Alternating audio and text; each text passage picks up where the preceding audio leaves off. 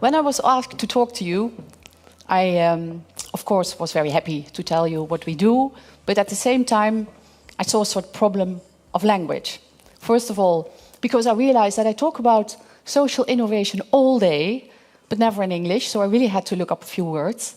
And secondly, most importantly, is that whenever we talk to whatever audience, I think that due to the transition we are in towards the do democracy, or if you want to call it we economy, share economy, network economy, there's so many words. We really have a problem with language. We don't have a common language.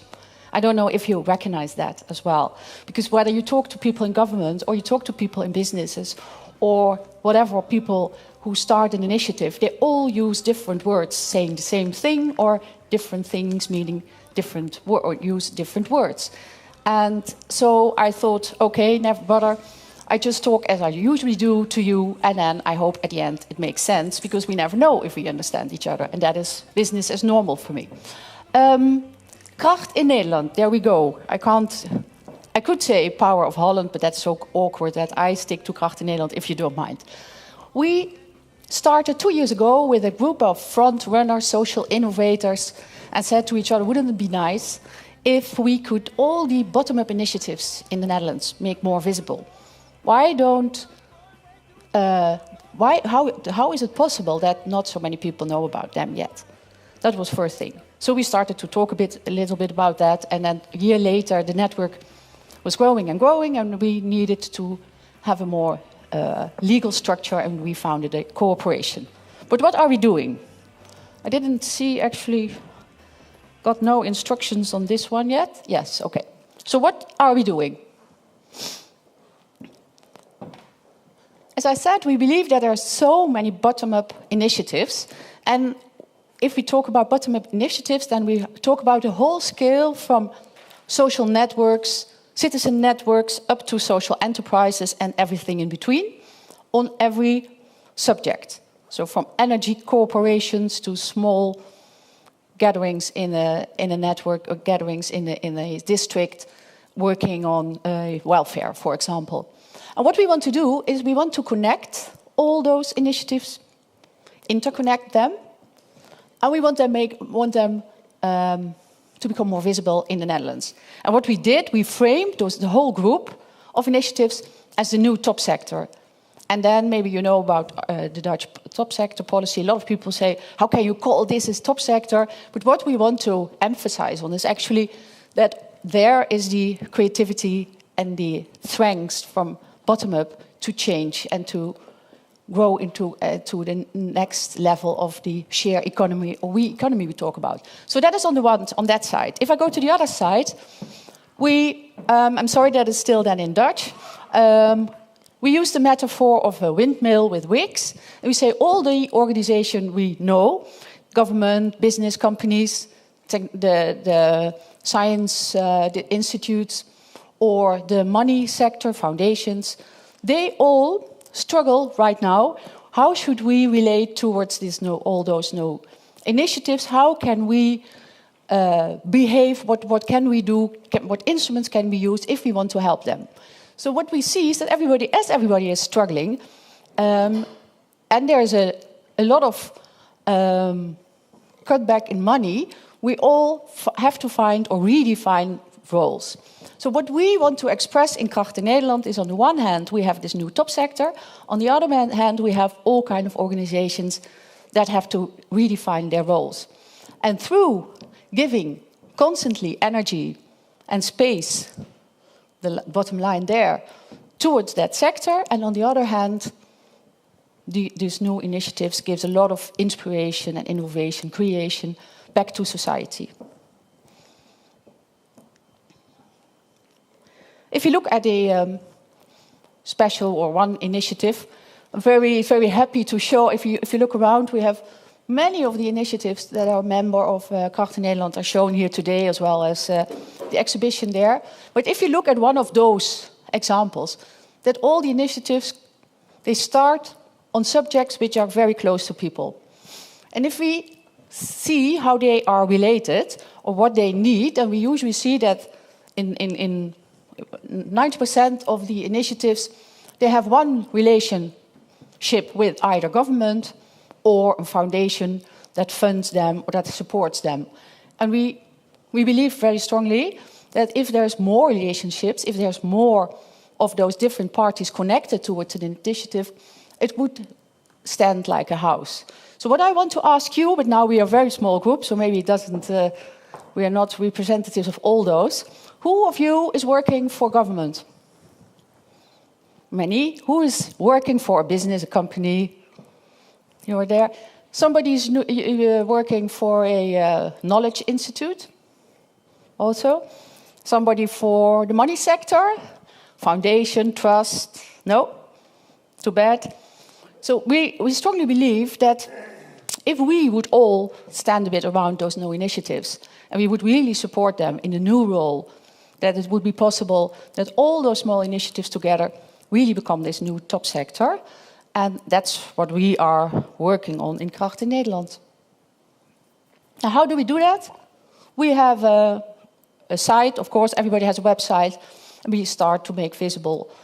We invite initiatives, but also social innovators to become a member. The first thing is that you can be in the picture. Then you can see it's a wide variety of actually every subject is welcome. And if you look into the role we think that in this transition, where we going towards a network economy, you still need an infrastructure. And what we want to provide is this sort of new infrastructure. There are many support organizations in the Netherlands, but we try to have a sort of overall overview. And there's a few things we do. First of all is make visible what's there. And it sounds very simple, but sometimes we see it's still very, very many initiatives are still not known on a national basis. And we also invite support organizations to become visible on our site and in our projects. We connect, of course, the community of believers, all the front runners. We help them to get some media exposure. Like now, you see all these pictures, but we have some media partners, and they become more visible in magazines like The Optimist or journals like the NRC in the Netherlands. And then on the other side, we provide a few things, and that is that we work on, in the community, a sort of value exchange, that members can help each other. We launch new concepts. We try on a regional base, on a local base, to put all members of the community together, as I showed in the small house, so that they can really strengthen an initiative. We gather data. We saw that it was this morning already spoken of, it's really sometimes a lack of information, lack of data, and we try to bring more transparency. People can find each other, but also more knowledge about what is an initiative and what helps, how can you relate to that one. Peer-to-peer learning, we started a sort of academy, and we make we make visible what kind of learning community, what kind of offer there is you can find if you want to learn and if you want to meet other people, and in a sort of peer-to-peer setting, because we don't believe in masters in this one, but it is really work with each other and learn from each other. A new thing we work on is transparency on social value. I will come back to that in a second.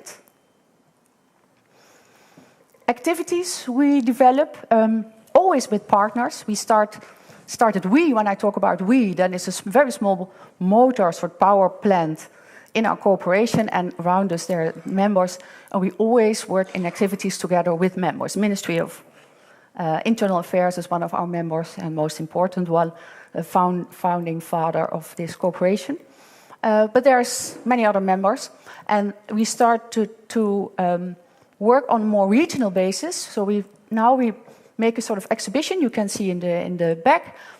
We invite initiatives in one region to be photographed, and then come together and we talk about what they need, what their strengths are, what they miss, how they can become more sustainable.